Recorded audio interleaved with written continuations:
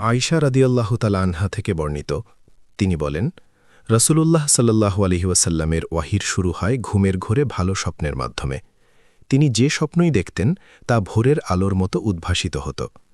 তিনি হেরা গুহায় গিয়ে সেখানে বেশ কয়েক রাত ইবাদতে কাটিয়ে দিতেন এবং এজন্য খাদ্যদ্রব্য সঙ্গে নিয়ে যেতেন।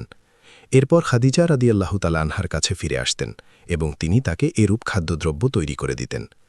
শেষে তার কাছে সত্যের বাণী ওয়াহি আসল, আর এ সময় তিনি হেরা গুহায় ছিলেন। সেখানে ফেরেশতা এসে তাকে বলল, আপনি পড়ুন। রাসূলুল্লাহ সাল্লাল্লাহু আলাইহি ওয়াসাল্লাম বলেন, আমি বললাম, আমি তো পাঠক নই। তখন তিনি আমাকে জড়িয়ে ধরে শক্ত করে চেপে ধরলেন, এমনকি এতে আমার খুব কষ্ট হল। তারপর তিনি আমাকে ছেড়ে দিলেন এবং বললেন, আপনি পড়ুন। আমি বললাম, আমি পাঠক নই। তিনি দ্বিতীয়বার আমাকে শক্ত করে চেপে ধরলেন, এবারেও এতে আমার খুব কষ্ট হল। অতঃপর তিনি আমাকে ছেড়ে দিয়ে বললেন, আপনি পড়ুন। আমি বললাম, আমি তো পাঠক নই। এরপর তিনি তৃতীয়বার আমাকে শক্ত করে এমন চেপে ধরলেন যে এবারেও এতে আমার খুব কষ্ট হল। তারপর তিনি আমাকে ছেড়ে দিয়ে বললেন, পাঠ করুন আপনার প্রতিপালকের নামে, যিনি সৃষ্টি করেছেন, যা সে জানত না। সূরা আল ইনশিরাহ ৯:৪ ১-৫ এ আয়াত পর্যন্ত। এরপর তিনি তা নিয়ে খাদিজা রাদিয়াল্লাহু তাআলা আনহার কাছে কম্পিত হৃদয়ে ফিরে এলেন আর বললেন, আমাকে কম্বল দিয়ে ঢেকে দাও, আমাকে কম্বল দিয়ে ঢেকে দাও। ফলে তারা তাকে কম্বল দিয়ে ঢেকে দিলেন। অবশেষে তার থেকে ভীতি দূর হয়ে গেল।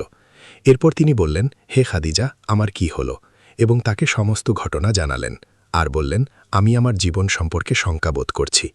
খাদিজা রাদিয়াল্লাহু তাআলা আনহা তাকে বললেন, কখনো না, আপনি সুসংবাদ গ্রহণ করুন। আল্লাহর কসম, আল্লাহ আপনাকে কখনোই লাঞ্ছিত করবেন না, কেননা আপনি তো আত্মীয়তার বন্ধন জুড়ে রাখেন, সত্য কথা বলেন, অনাথ অক্ষমদের বোঝা বহন করেন, মেহমানদের মেহমানদারি করেন এবং হকের পথে আগত যাবতীয় বিপদে সাহায্য করেন। অতপর খাদিজা রাদিয়াল্লাহু তাআলা আনহা তাকে নিয়ে চললেন। অতপর তাকে নিয়ে ওরাকা ইবনে নাওফাল ইবনে আসাদ ইবনে আব্দুল উজ্জা ইবনে কুসাইয়ের কাছে এলেন। আর তিনি খাদিজা রাদিয়াল্লাহু তাআলা আনহার চাচার পুত্র, চাচাতো ভাই এবং তার পিতার পক্ষ থেকে চাচাও ছিলেন। তিনি জাহিলিয়াতের যুগে খ্রিস্ট ধর্ম গ্রহণ করেছিলেন। তিনি আরবি কিতাব লিখতেন, তাই সে ইনজিল আরবিতে অনুবাদ করতেন, যতখানি লেখা আল্লাহর মঞ্জুর হতো।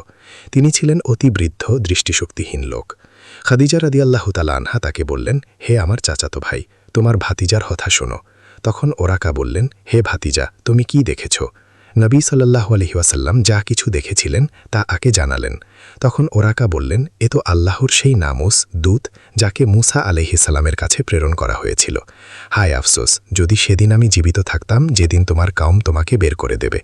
রাসূলুল্লাহ সাল্লাল্লাহু আলাইহি ওয়াসাল্লাম বললেন, তারা কি আমাকে বের করে দেবে? ওরাকা বললেন, হ্যাঁ, তুমি জানি